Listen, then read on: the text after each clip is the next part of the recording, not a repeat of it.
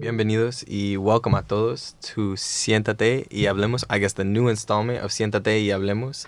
We're back. We're better than ever. We got Nico Gaspar.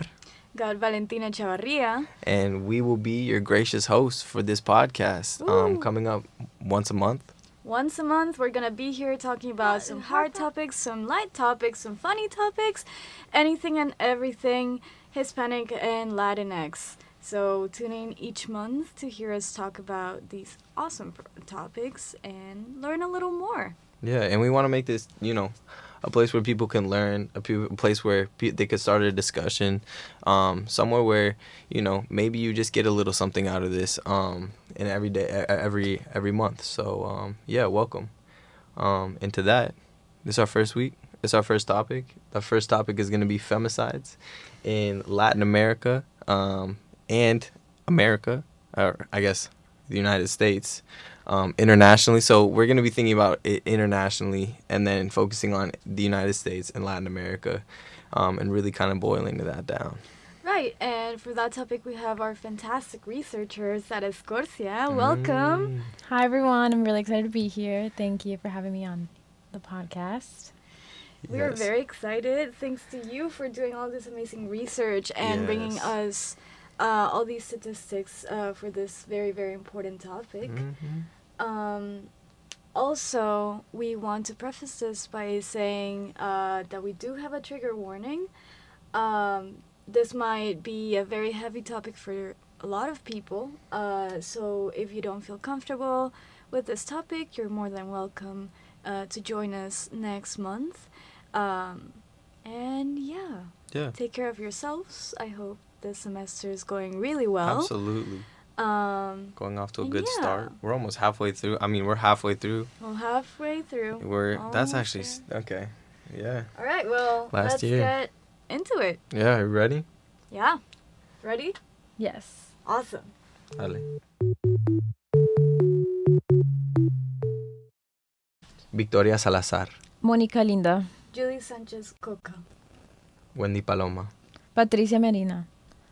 All of these women are victims of femicides. But what exactly is a femicide? So, according to the World Health Organization, they define it as violence against women comprised of a wide range of acts, from verbal harassment to other forms of emotional abuse to daily physical or sexual abuse. At the far end of that spectrum, you have femicides, the murder of a woman.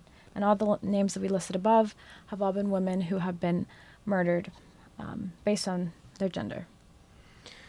Yeah, and I think it's really important to think, kind of preface on, how we started this podcast, right? How did we start this podcast? I guess when we first started is we asked 3 researchers, hey, what do you want to do, right? And we asked you, Sara, we were like, what do you want to do? And immediately her face lit up. She knew exactly where she was going.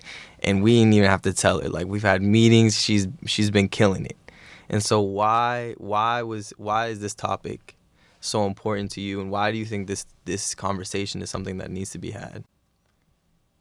For me personally, I think it's a really, really important topic to talk about because, so apart from being involved in Centro, I also am a student assistant PACE worker for the Women, Gender, and Sexuality Studies chair, and she is the professor that I work under. She has really opened my eyes to a lot of issues going on in our world regarding women's rights, LGBTQIA rights, and et cetera, right?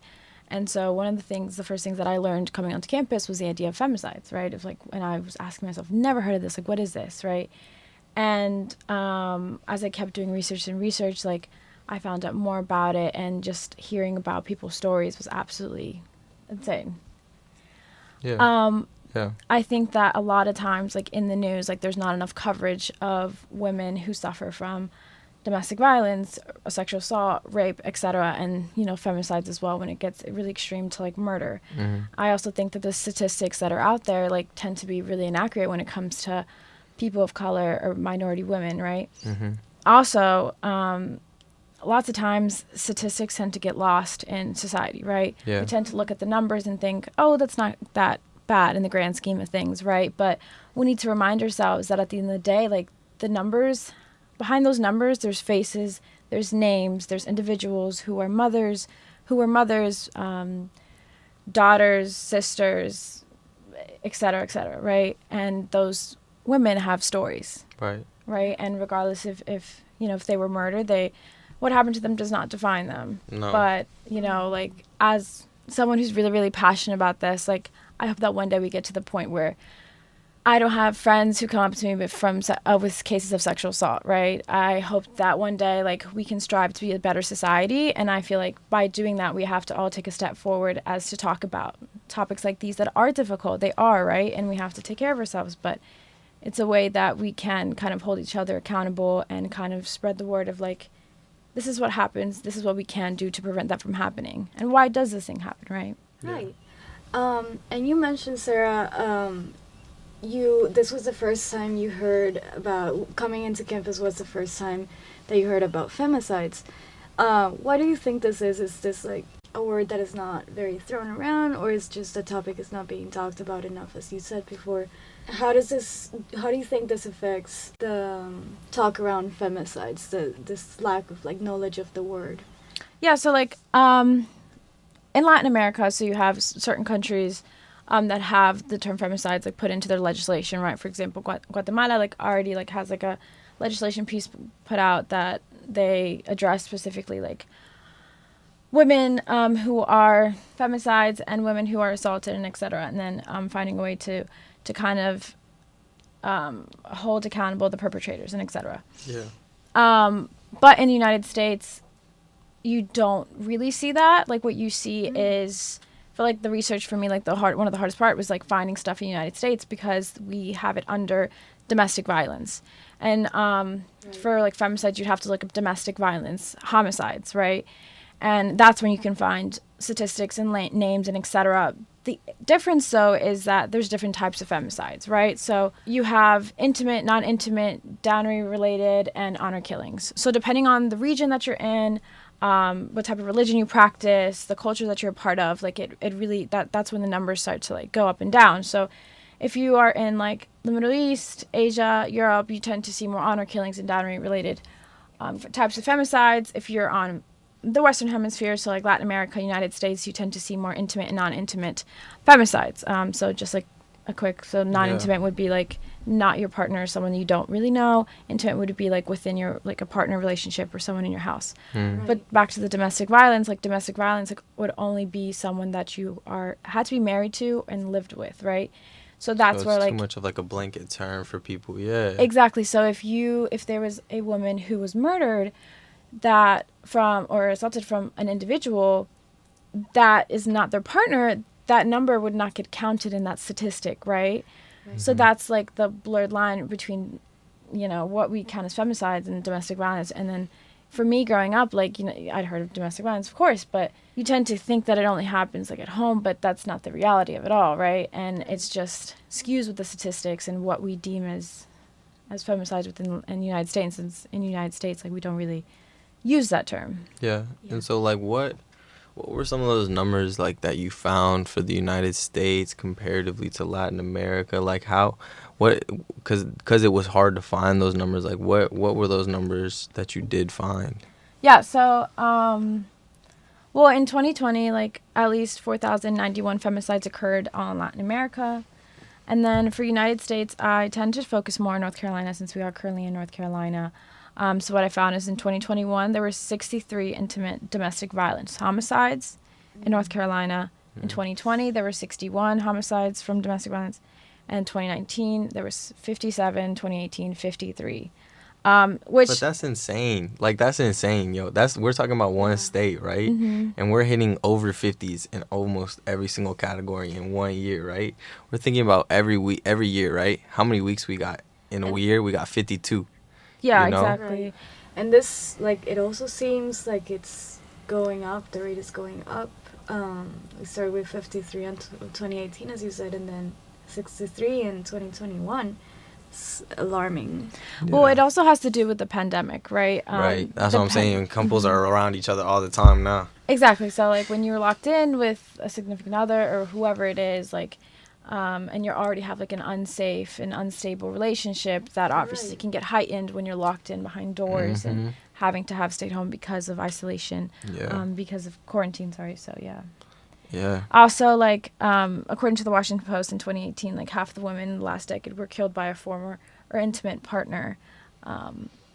So Y'all that's gotta kind take of care of your women. crazy. Goodness. Yes, and it also, like, from there, like, differs, right? So I think the biggest disparity, like, when you look at domestic violence cases, like, in the United States is, but for example, like, one of the articles that I found, like, talked about, like, how, for example, Native Americans, like, we all know, it's a known fact now. If you don't know, go read a book.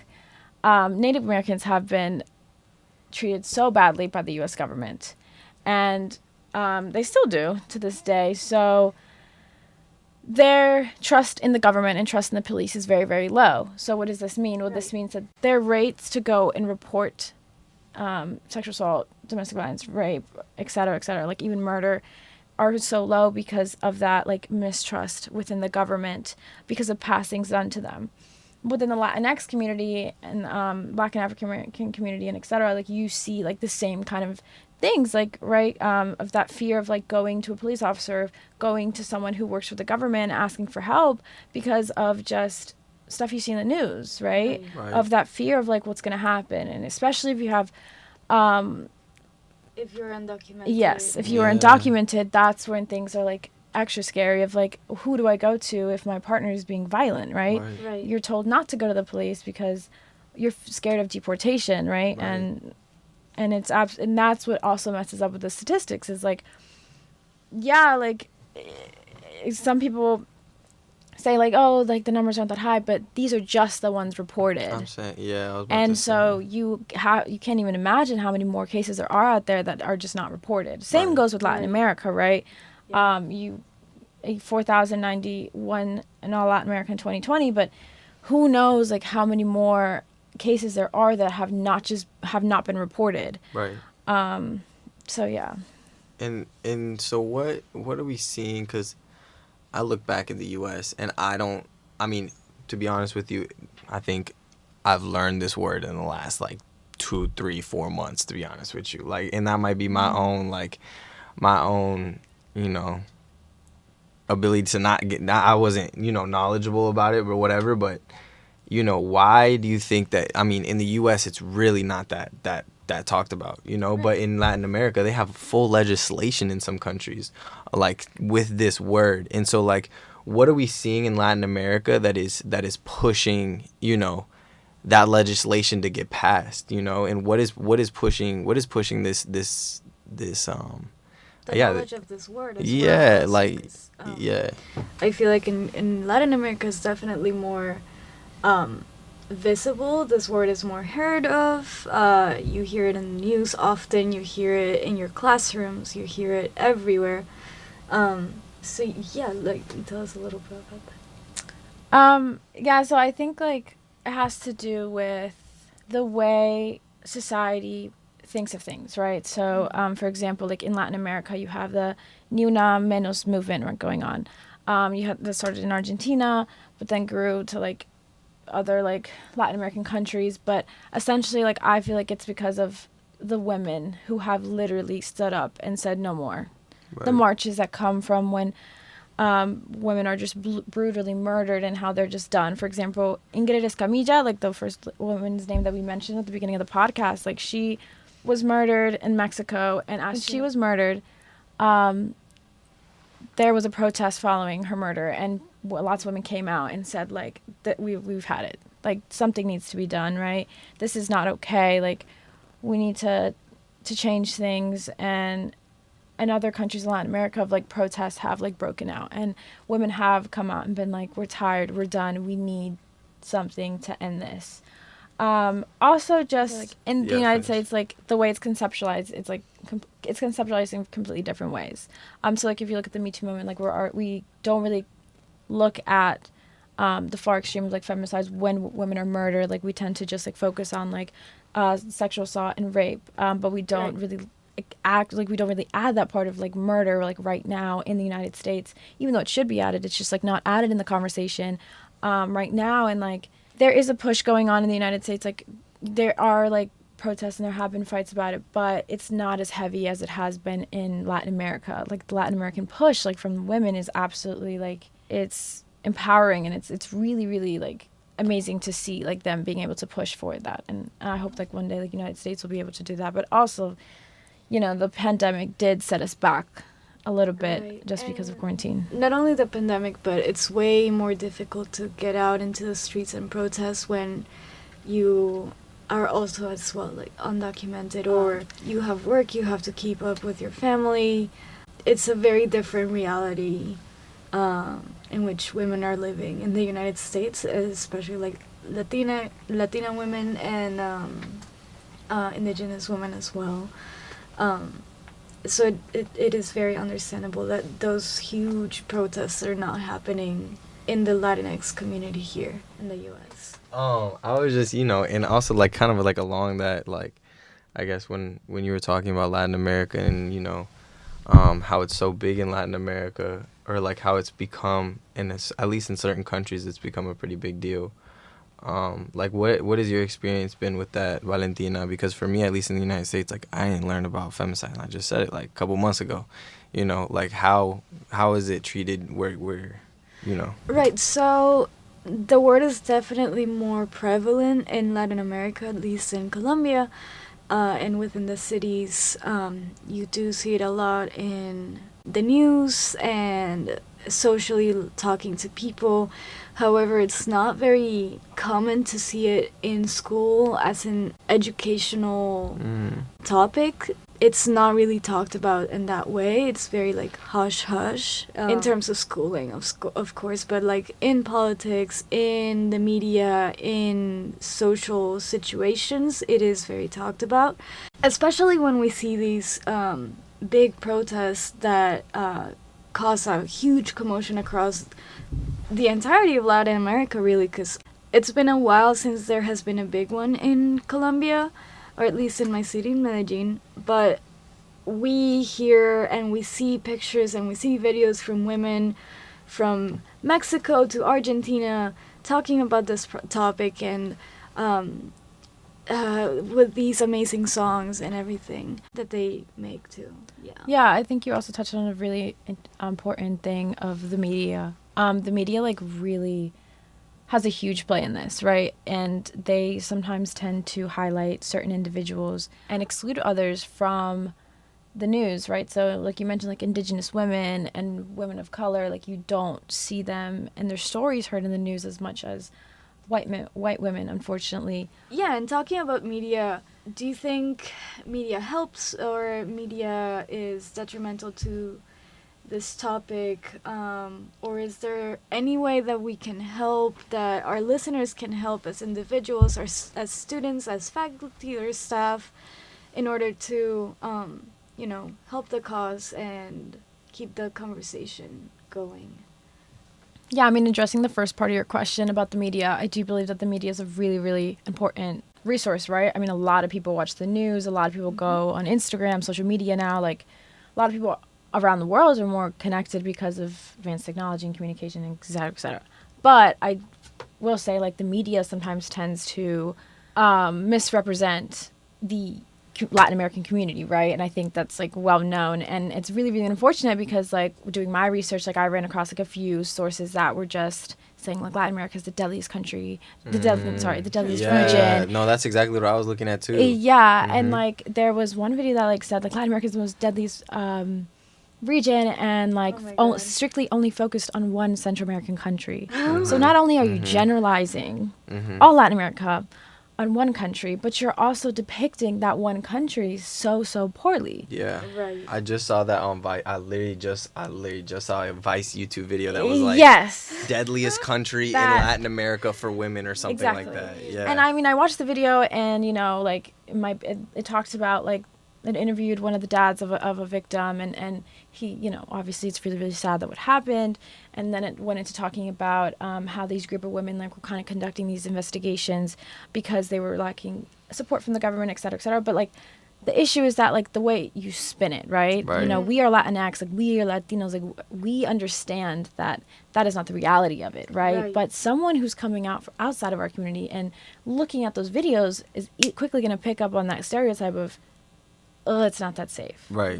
Oh, and just generalize. And I think that is this bad side of media, right? When it's when you generalize and when you false advertise things, it's really bad. But also another point of the media is that a lot of times the media tends to solely focus on certain groups and misrepresent others, right? So, for example, Indigenous women, for example, women of color, when when femicides happen to them, sexual assault cases happen to them, they don't get as much coverage compared to others, you know? And I think that, yes, it's great that white women are getting the coverage that they need when they are missing or when they are murdered, but we need to promote that all women, regardless of your race, ethnicity, sexual orientation, et cetera, Lo que like, sea. lo que sea, you get the media coverage, like, as much as anyone, because also that goes back to, like, representation, right? And spreading the word is to, like, just to inform and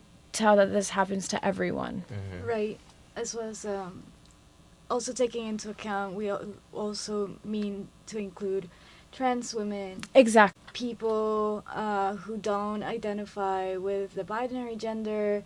All of these communities are very underrepresented in this topic, and it's very difficult to find any statistics about it, as you've told us before, since the topic has had a history of being very binary based. But it is important to start moving the conversation in that aspect as well. Yeah, and I feel like as we progress as a society to move forward and become more progressive, that hopefully that those numbers will begin to appear, and you know, other communities and cultures will be able to open up more about that aspect as well. I didn't answer the second part of your question. That's like what we can do. So I feel like what we can do, probably the most cliche thing I could ever say, but it's get informed, right? It's stay educated. It's watching the news. It's not watching the first page of the news, but keep digging, because unfortunately, like I said before, like the media just likes to hide specific things. So, you know, keep getting informed. You know, take classes that like kind of test you and open your mind and everything. Also, like, you know, if you really, really want to get involved, you know, you can look up like grassroots, just like organizations that work specifically with victims, supporting victims' families, those who have been murdered, and just kind of promote a better light of things, and kind of just wanting to find a solution to this terrible issue. Also, I feel like one of the causes of femicides and sexual assault and etc. is gender roles. And that, although we may not realize, like, we play a huge role in our day-to-day lives, right? Of if we generalize a population, if we don't, if how we talk about each other, our conversations, being respectful to each other. So I definitely do feel like it's beginning to break those gender norms and beginning to accept others for who they are, and not pushing those gender roles on others, because a lot of domestic violence cases are because of low socioeconomic status sometimes, but also because of that need for a certain individual to feel strong, powerful, and wanting the other one to feel more submissive, or one individual wanting to work when the other one doesn't want them to work. Yeah, but that also comes down to the men, you know, and a lot of times, at least when I saw this, a lot of the issues that I saw was with the men, and the way that their attitudes were towards women, you know. It's not, I don't know where we got this, but I guess I do know where we got this history. But we have this like perception that men, we need to be the providers, we need to take care of women, and we need to take care of women, we need to do this, but we need to actually take care of them. We don't need to show our power over them, you know, like, that's like, I feel like it's some sort of like power trip or something that we got. I don't know what it is exactly, because I try to stay away from those types of behaviors, because I guess my mom raised me different. But there's no way that, you know, you should put your hands on a woman, you know, as a man right now, like, never, for no reason, you know, and just the way that you should carry yourself in this world, because you have that power anyway, you know, societally, you have that power as a man, you know, so you don't need to show it, you know. The most powerful thing that you can do is not show it as a man, because in society inherently you have that, especially like people of privilege, like you have so much power over other people, and you don't need to show that. You don't need to push that onto other people, and you don't need to hurt nobody. Like there's no point in hurting anybody. I don't think, solve it with words instead of with actions. And sometimes words do speak louder than actions, right? Yeah, and with nice words, preferably. Even if they're ugly words, at least words, you're not killing nobody. Like, even if they're ugly, go away. Say some ugly words and then go away from each other. Take that time away, It's always okay to step away. Always take that time to think, because if you don't need to make a split decision, don't do it, And I don't think that in any of these situations you're having to make a split-second decision. There's a lot of things that lead up to this, and there's a lot of tells. And so if you are in a relationship where you're feeling those tells and you're feeling this type of way, like, I know it's hard. It's very hard to communicate, but telling somebody and getting some sort of help can really, help you and save your life, And I don't know. Yeah, I also do want to, add on to that. I loved what you said. But I also do want to say, violence, sexual assault, and femicides, happen not only within relationships, but outside of relationships. Right. And focusing more on, Elon in North Carolina, as to what we can do, it's holding each other accountable. So it's, if you've heard something, just, following up with if it's the victim, following up with them, seeing how they're doing, providing resources for the victim, and trying to see if we can hold the perpetrators accountable for their actions, right? I think that is one of the most important things that we can do as a society. And personally, for me, I'm tired of seeing people get away with. Oh yeah. I think it's time that, we take a step forward and normalizing reporting, filing, to hold these perpetrators responsible for their actions. I also do want to reiterate or just say women, yes, the numbers based on the statistics, in North Carolina itself, I think 83% of women have reported that they have been sexually assaulted. But with that goes to say 17% are men. So it doesn't only happen to women, it happens to men as well. So it's being conscious of that, and also just supporting each other and holding each other accountable when need be, and speaking up, right? We need to normalize reporting, and we need to stop those things from happening. Yeah, and walk your drunk friends home. You feel me? Walk your drunk friends home. Make sure everybody gets home safe. Get that little group chat going at the end of the night. Making sure everybody texts when they get home. Make sure everybody, make sure that y'all are taking care of yourselves out there, especially because, you don't know what's going on nowadays. So we want to make sure that all y'all staying safe. Yeah, also just on a more national level, just keep an eye out for legislation that's coming out. Yeah. If you are able to vote, and before voting, do your research on the individual and see what are their perspectives on women's rights and what are their policies that they want to push out and everything like that. And if you aren't able to vote, you still have a voice, and your voice still matters. I think call your representatives. That is very, very important. Spam that person. You have the power of social media, so making sure that if you do post stories on your story or whatever it is, that you are posting from proper sources and sources that aren't, like we talked about before, generalizing or anything like that. Consciously posting. Being conscious, yeah. And also, here at Elon, hold faculty here at Elon responsible and accountable for actions they've done or just things that they're teaching, right? Which, I think we should all do as to holding each other accountable for things. It's those little steps that make the big stride at the end type of thing, Of course, exactly. And that continual information and knowledge. Yeah, and we're going to leave you all a little more information and resources on all of these topics as well. You can reach them at El Centro Elon on Instagram. We have a little link tree over there, and you can go look at those resources, some more information, mental health organizations within campus that can help you out if you need help. And yeah, I just wanted to say a great thanks to Sarah for being here with us and for being so amazing and doing all this research for us. It's a pleasure to have you here. We also want to thank, everybody who helped this podcast get together, everybody who's behind the scenes making all the things happen. Yeah, we want to thank, El Centro for providing this space for us.